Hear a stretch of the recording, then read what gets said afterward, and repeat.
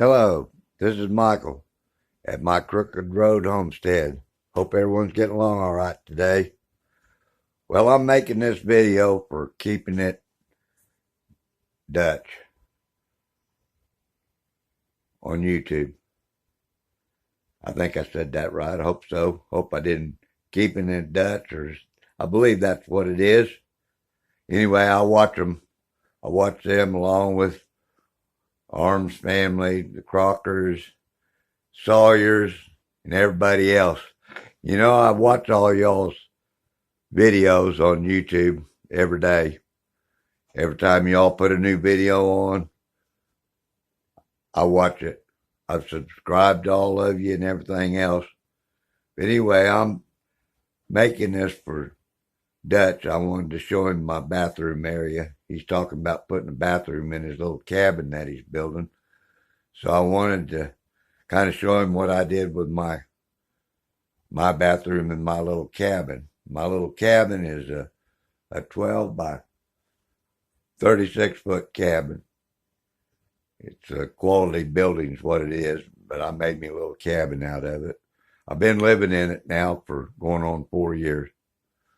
But anyway, this is my bathroom area back here / storage room.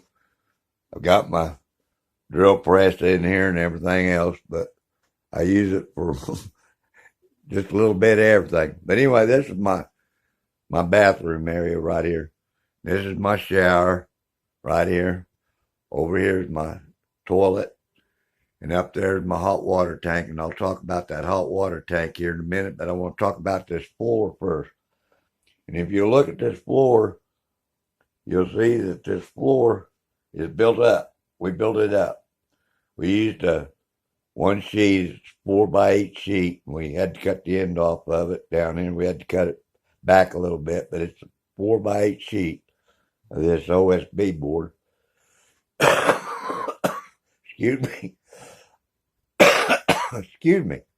But anyway, this is a 2x12 floor, and it's built on top of this floor in this cabin. And the reason why I did this was I didn't want to penetrate the floor of this cabin. I wanted my plumbing to go out the side of this, out through this wall over here. So we built this up, and then we ran the plumbing out, the drain out the wall. In fact, there's 2 drains in it. I've got one for the shower. It's by itself because it's gray water. It and the sink, they run on gray water, and they just go out and then they just dump out. And the only thing, and then the other is the toilet, and it's on the line by itself, and it's 4-inch, and the shower and the sink is a 2-inch. So that way the gray water can just go out on the ground, just run out on the ground. And the toilet then goes into the septic. But anyway, that's all of that. But if you build your floor up like this, you don't have to penetrate. You don't have to penetrate your floor. Plus, you don't have to crawl underneath your cabin or your little shed that you're building. You don't have to crawl underneath it. You can get to everything through your wall right here. And if you do have to get into your plumbing, which this, if you'll notice, my toilet is sitting less than 3 foot from that wall. And just on the other side of that wall is the outside of my cabin. And if I ever have to get in to clean out that line or anything, all I have to do is go out there outside, pull that elbow off, and I can get out, if I got blockage in it or anything. So it makes it so simple. Nothing to it. But it's just a thought. And then this wall here, we ran PEX in here. It's all PEX line. It's all PEX. And you'll see that white pipe going up there. That's the vent for it. So it's got a vent pipe on it and everything. And then on the other side, I'm not going to pull out all this. I stack Christmas stuff and crap by the toilet. But anyway, so that's the way it works. And over here, I'll get up here, and you can look down in there, and you can see where my lines are coming in. And that's my water line coming in down there. And then you can see that T where it comes up right here, comes up this right here. This is the water coming in, this is the water going out. And this is a Triton, 10-liter Triton. It's a portable hot water heater, is what it is. And it's for camping, really, is what they made it for. And I've used it camping. I used it camping before I used it in this cabin, before I put it in this cabin. And it's not vented out the wall. It's not vented anywhere. I've got an elbow up there. And it, I'm going to turn it on and I'll show you watching it come on. If you watch that little slot right there, you'll see the flame. And there, she's kicked on. You can see her burning. I'll turn it off. And it goes off. But this thing, it doesn't use any fuel unless you turn the water on. And it calls for water. And then the igniter will ignite it. It's got batteries in it. And like I said, I've used it for the last 3 years, and I still haven't replaced the batteries in it. I don't know how long they'll last, but if they do, it's not hard to get them out and put new batteries in it.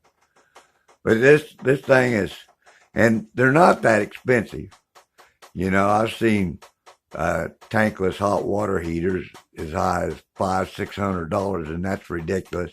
And I think this one was less than $150. And I've used it, like I said, I've used it now going on 4 years. And I've never had not one moment's problem out of it.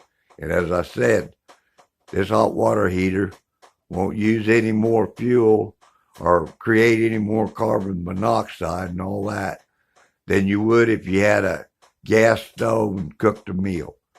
So that's just something to think about. But anyway, that's kind of I'm trying to give you a little idea of what you might be able to do in your little cabin down there, or maybe even in your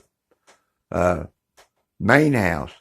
You get a couple of these and put them in your bathrooms and then do the same thing. I just didn't want to have to have, I didn't want to have a bunch of water lines run through this cabin, so I kept my kitchen area, and on the other side of that wall right there is my kitchen sink, and then my bathroom area. So I kept everything within, like I said, this is a 4x8 sheet of OSB board. I built me a little step on it to step up, and it works out real good. And right here is the pump when I was camping. This is the pump that I use. It's a D11 flow pump. The model on it is 7812-201-1. It's a 12-volt pump. And it worked great with that.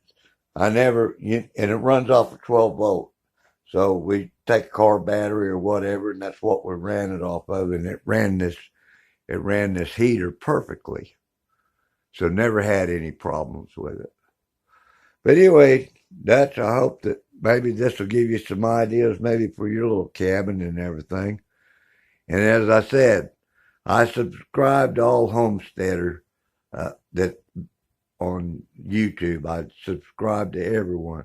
I've only had my little channel for, about a year, and I'm still less than 50 subscribers. And I'd wish, that I could get more subscribers. I make videos on how to do stuff. I raise rabbits and got some chickens and just my little projects that I do around my homestead here. And I'd really appreciate some support from the community, maybe helping me get some subscribers. Well, anyway, I'm going to get off here, but as I always say before I do, if you haven't subscribed, please do so. Share with others. Give me a thumbs up. And have a blessed day, and I'll see you on the next one. Okay, bye.